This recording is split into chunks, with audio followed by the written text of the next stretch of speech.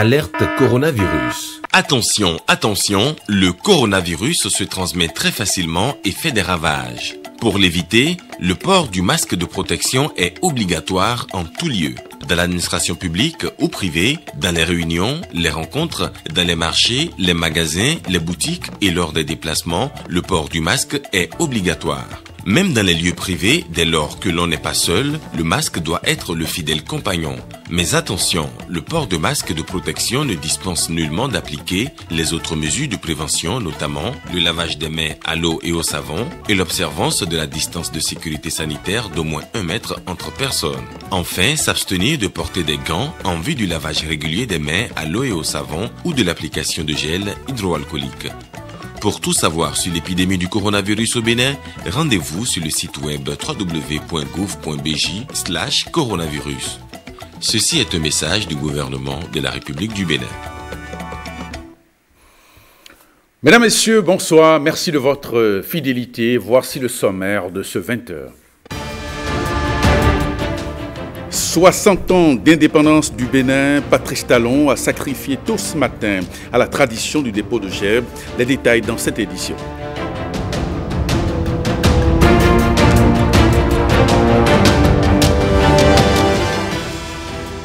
La présidence de la République a fait peau neuve avec un décor féerique prestigieux.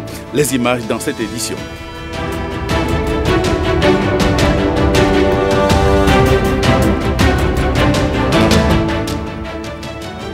Le soixantenaire marqué par une profonde rupture qui s'opère depuis 2016. Lenek Agbazao nous en dit un peu plus dans ce journal.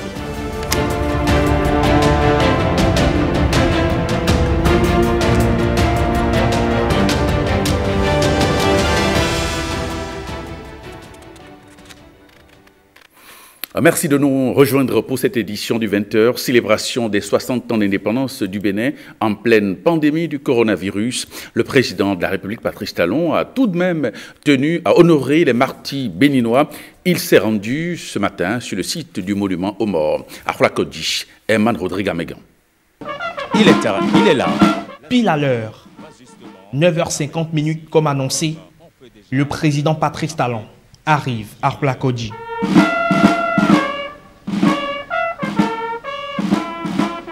Le rituel est exécuté dans la symphonie de l'ogre. Le chef de l'État à qui on a présenté la gerbe qui va la poser délicatement au pied du monument aux morts. La rectitude du regard témoigne de la solennité de l'instant. Chaque partition, chaque note, chaque souffle dans le sabre ravive un souvenir. Celui non contesté des Béninois, tombés pour la nation.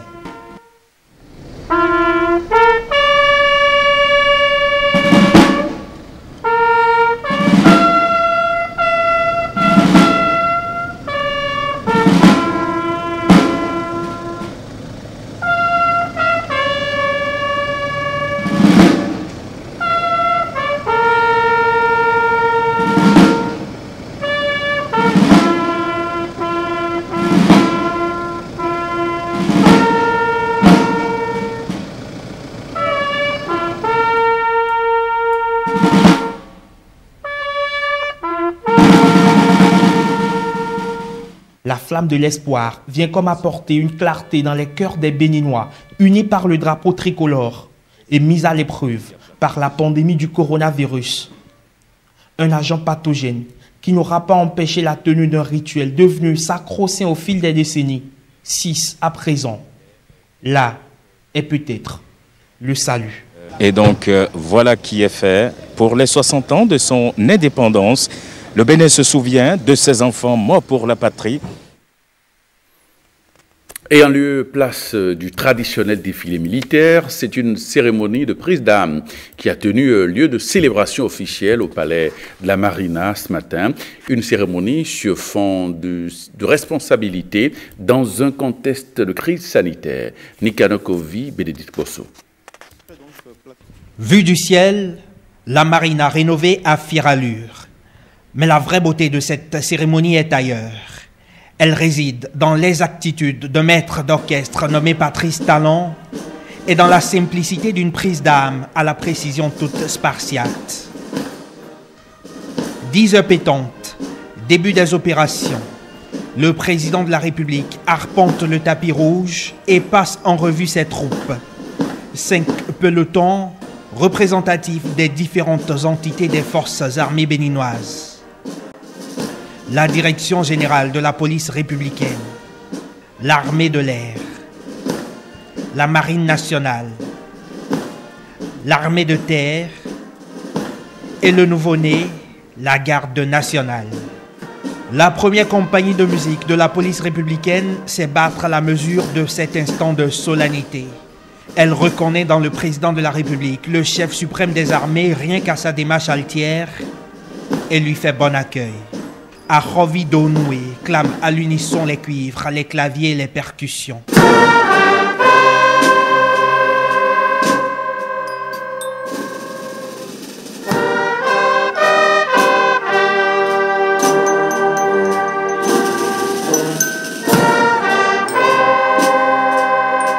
Le drapeau tricolore, battu par les vents mais toujours arrimé à son mât, symbole d'une république debout, malgré le coronavirus.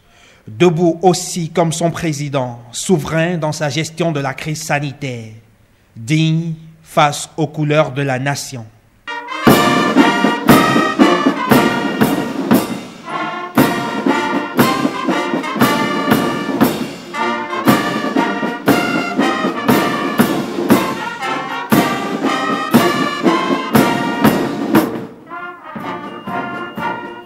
10h13 à l'horloge, justant le peron des bureaux du président de la République au moment du retrait du drapeau tricolore, annonçant la fin de la prise d'armes.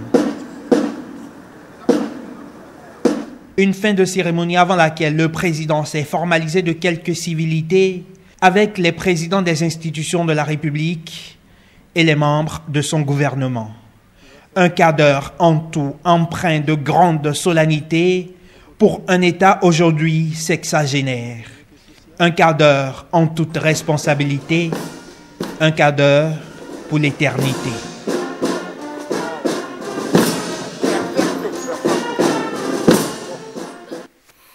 Et on vous amène à présent à la découverte du palais de la présidence qui a fait peau neuve, une enceinte entièrement rénovée avec des œuvres architecturales qui, vous allez le voir, donnent place à un paysage plus attrayant.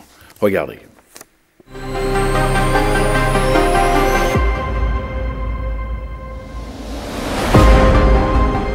Bienvenue au palais de la présidence de la République.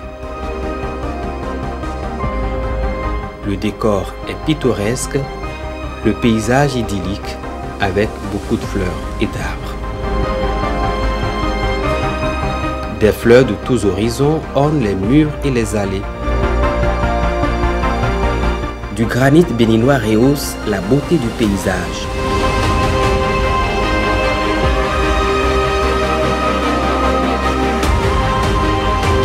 Le gazon toujours vert est soigneusement entretenu.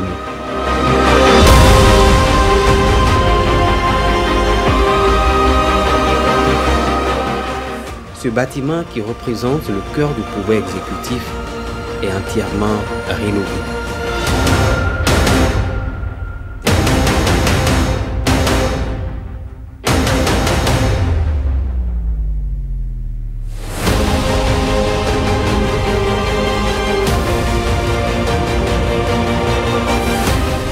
La salle d'audience où le président reçoit ses hôtes s'est littéralement transformée. De nouveaux meubles au style bien soigné, des œuvres d'art typiquement béninois sont choisis pour valoriser la créativité de nos artisans.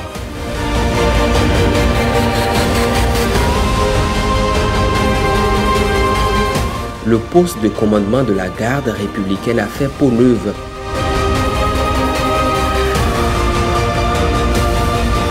Le palais change de visage à l'image du pays.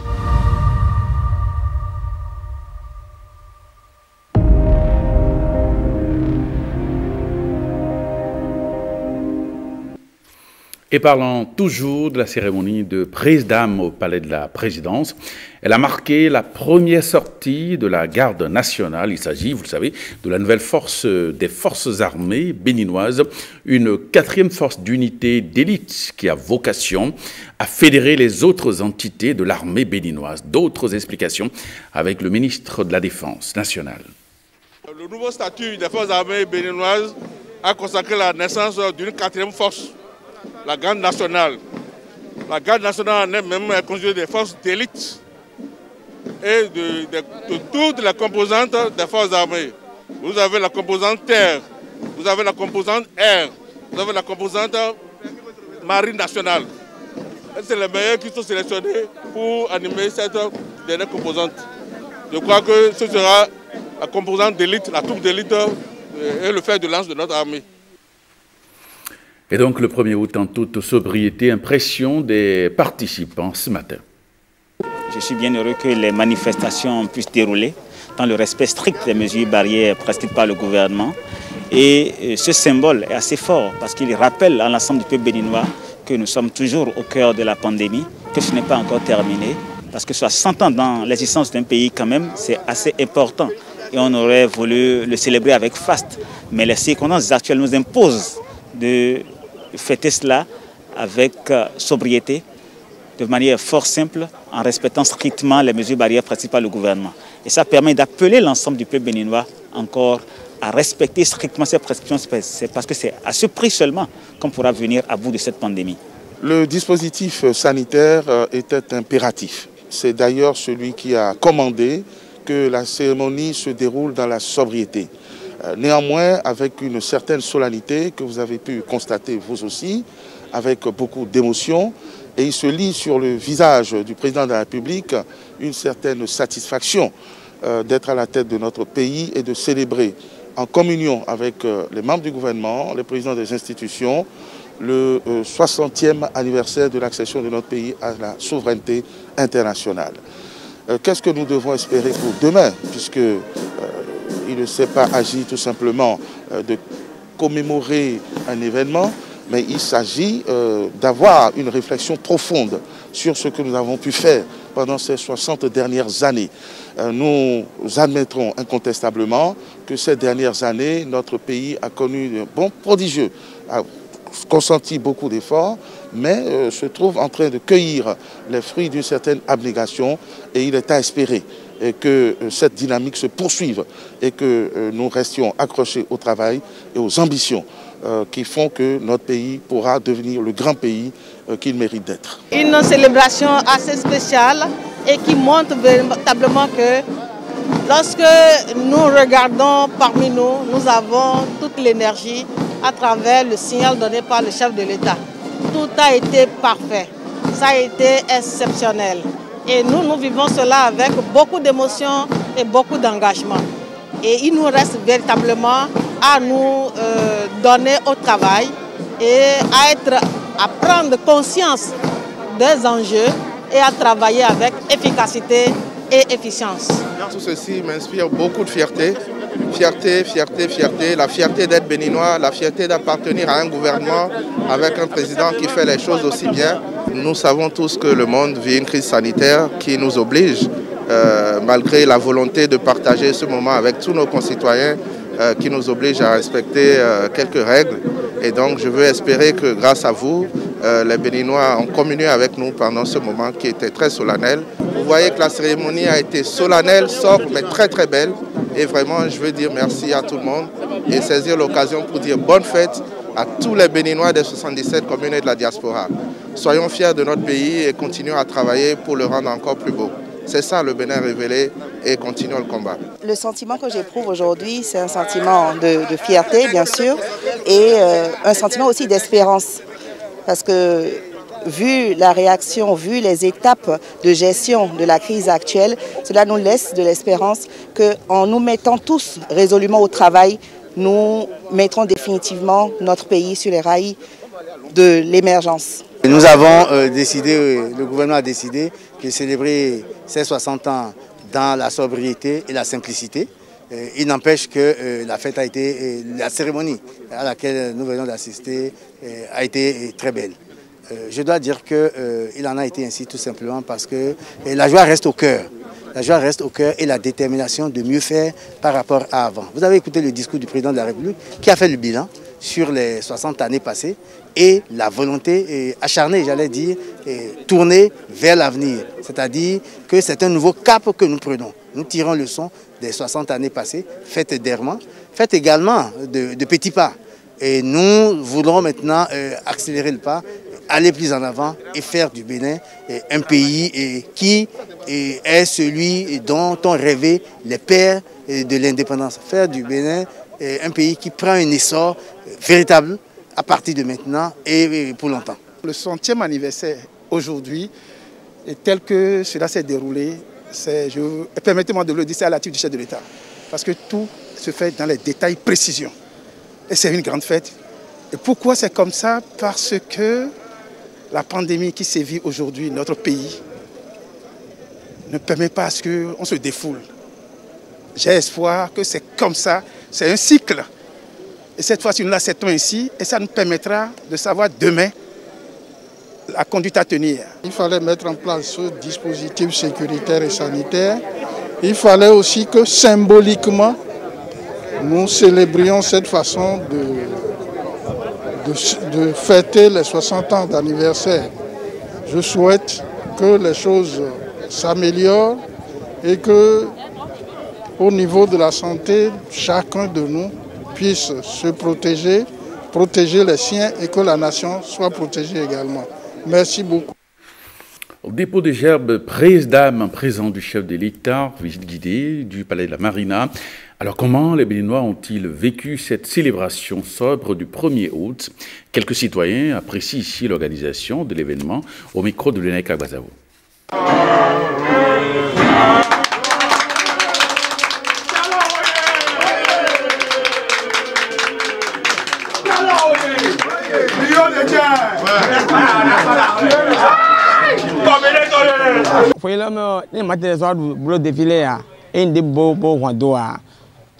Il n'y a pas eu de défilé cette année. C'est dû à la crise sanitaire actuelle.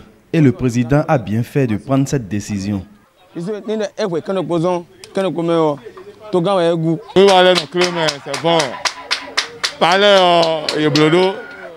Tout s'est déroulé dans la sobriété. C'est bien. Le palais a été rénové et nous en sommes fiers.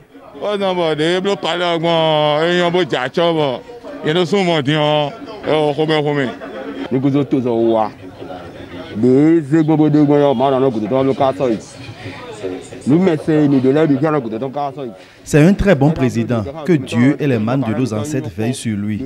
C'est un homme qui a du goût. Il a rendu la présidence de la République sublime. À cause du coronavirus, tout a été limité, mais bien organisé.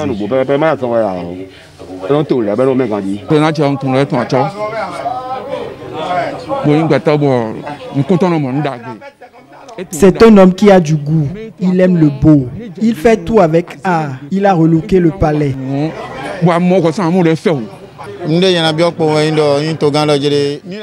Qu'il fonce. Il a notre soutien.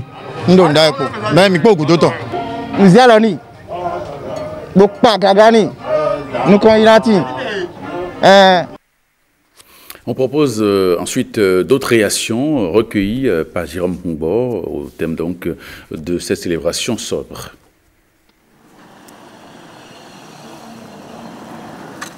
Ce que j'aime chez le président Talon, c'est l'exemple qu'il donne. Parce que la meilleure manière d'enseigner, c'est d'être exemplaire. Il a toujours été. Et vous voyez, non, quand on fixe une heure, on respecte rigoureusement l'heure là. La jeunesse avait vraiment besoin d'un repère. D'un repère dans le sens de toujours se sacrifier à son pays. Donc, tous les messages du chef de l'État sont à décoder. Et c'est des gestes qui sont vraiment à méditer et à extraire l'essentiel pour que notre pays, le Bénin, puisse réellement décoller. Donc, je ne peux que inviter la population à la patience et de faire confiance au chef de l'État qui aime son pays. À travers ses actes, on constate qu'il aime véritablement le pays. Et je ne peux que les exhorter à lui faire confiance, à lui donner une seconde chance pour qu'il puisse achever l'œuvre qui a commencé. Si tu vois là où ils ont déposé le GEB, Vraiment, c'est magnifique. On souhaite qu'il soit là pour les autres années aussi. Ce que j'ai à dire au peuple béninois, d'accompagner le chef de l'État, de l'accompagner. Parce qu'il a bien travaillé. Il a la voix un peu partout, à l'arrêt vive à côté. Il a terminé avec l'arrêt vive. Tout est goudronné. Qu'est-ce qu'on veut? C'est le travail. Et voilà qu'il a travaillé. Donc, moi, je l'apprécie. Donc, je demande à mes frères aussi de l'apprécier aussi. Et on reparle du soixantenaire de l'accession de notre pays à la souveraineté internationale. À l'heure du bilan, il est important de faire le point des différentes actions du gouvernement en matière de gestion des affaires publiques en vue d'un réel développement du pays. C'est un élément signé de Naïka Bazao. 60 ans d'indépendance pour 4 ans de gouvernance talon. Depuis avril 2016, l'actuel chef de l'État a engagé le Bénin dans une nouvelle dimension, se démarquant nettement de ses prédécesseurs. Élu sous la bannière de la rupture, il a tout fait de convertir ce slogan en des actes concrets pour un État véritablement souverain. Patrice Talon a réussi le pari de la révision de la Constitution, pas pour s'éterniser au pouvoir, mais pour consolider les acquis démocratiques. Et il faut avouer que le président de la République qui est là, M. Patrice Talon, a un leadership centré sur le courage et sur l'audace. Ce qui a manqué cruellement aux autres chefs d'État. Je crois qu'aujourd'hui, pour avoir fait le diagnostic, il a adopté une thérapie de choc. Des réformes au plan politique, sanctionnées par la charte des partis politiques, mais aussi le code électoral. Et depuis un moment, nous avions assisté à un assainissement du paysage politique et un renouvellement du personnel politique. Et c'est à l'avantage du Bénin. En 60 ans, nous assistons pour la première fois à une véritable révolution. Révolution en ce sens que le Bénin est pour la première fois véritablement nation, avec des partis nationaux et non des partis ethniques et régionaux comme on avait l'habitude de les observer. Je pense que la réforme du système partisan est une grande avancée, est une réussite. Lorsque désormais les députés n'auront qu'à faire trois mandats, ça permet à ce que la jeunesse puisse participer davantage à la vie politique et puisse s'insérer dans les organes politiques du pays. C'est un des aspects. Avec le parrainage et un certain nombre de dispositifs légaux, notre pays a placé le pouvoir dans la main des partis politiques. Pendant longtemps, la corruption et la dilapidation des ressources publiques ont handicapé le développement du pays. Avec le nouveau départ, la lutte contre l'impunité est engagée et l'autorité de l'État restaurée. Aujourd'hui, le Bénin a beaucoup plus peur de la gestion des finances publiques parce qu'il sait que s'il gère mal, il sera rattrapé par la criette et par les lois. Nous avions eu un dispositif, je crois, législatif, bien corsé, qui nous permet de mettre le Bénin en chantier. Et c'est à l'honneur du chef de l'État. Nous étions dans une gouvernance théâtrale. Certains acteurs politiques se sont pendant longtemps comportés en cambrioleurs des caisses de l'État. Aujourd'hui, quand vous rentrez même dans l'administration, les gens ont peur parce qu'ils savent que lorsque la faute est établie, vous êtes relevé. Sur le terrain de la lutte contre la corruption, je pense qu'on a véritablement avancé. En ce sens qui était bafoué, banalisé, les gens avaient l'habitude de scander que le bien public n'appartenait à personne, donc qu'on pouvait en faire ce qu'on voulait et tout. On mettait facilement la main dans la caisse de l'État. Mais aujourd'hui, je pense qu'il faut soit être kleptomane ou être un fiefé voleur pour s'y avancer. Quiconque s'y frotte, s'y pique. Le pays est en chantier avec de grands travaux routiers et des infrastructures qui poussent comme des champignons du nord au sud. L'assainissement du cadre de vie devient enfin une priorité gouvernementale. C'est quasiment le New Deal. Ceux qui passent leur temps à penser que rien ne va, qu'ils aillent demander donc aux ferrailleurs, aux maçons, aux charpentiers. Le projet asphaltage a pris en compte et a changé le visage de plusieurs de nos villes. Cotonou, Porte-Nouveau, Sémekbodji, Boycon, Abomey, Lokossa, Parakou, Natitengu, que sais-je encore. Vous avez vu que ça a été un grand projet et puis c'est la première phase. Des zones qui étaient jadis inondées dans la ville de Cotonou, aujourd'hui sont bitumés et ne sont plus en proie aux inondations, comme on avait l'habitude de les observer. On tranche avec l'habitude traditionnelle des démagogies politiques pour une politique pragmatique et une politique à travers l'exécution des grands chantiers. Sur le plan économique, les performances du Bénin sont saluées de par le monde et le pays est couvert de lauriers. Le rythme de croissance de la richesse a beaucoup plus avancé. Vous avez vu que tout récemment, avec le rebasage des comptes nationaux, finalisé en juin 2019, mais les incisions prestigieuses que sont la Banque mondiale et le Fonds monétaire ont fini par classer le Bénin parmi les pays à revenus intermédiaires. C'est en fait une palme. Et vous savez, lorsque nous avons quelqu'un qui a réussi dans le domaine privé et qui vient avec ce modèle de gestion qui est axé sur le résultat, nul doute que ce qui se veut faire aujourd'hui n'est que la mise en symbiose d'un certain nombre d'intelligences, de compétences au service, à la tête de notre pays. Il a été dit que le Bénin donc, était le 3e pays en Afrique où il faisait le mieux vivre.